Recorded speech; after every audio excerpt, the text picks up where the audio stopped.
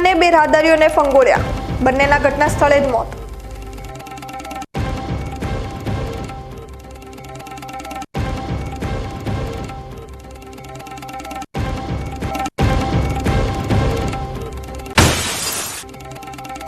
ડીસાના રાજપુર વાળા વિસ્તારમાં યુવકની હત્યા.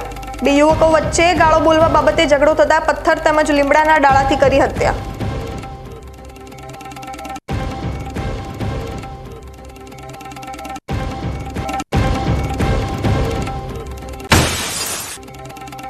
લાકડીના ખેડૂત પુત્રે વરસાદી પાણીનો કર્યો સદુપયોગ. છેલ્લા 6 વર્ષથી વરસાદી પાણી એકઠું કરીને ફેલ થયેલ બોરવેલ દ્વારા ભૂગર્ભમાં ઉતારીને રિચાર્જ કરવાની ચીંધી નવી રાહ.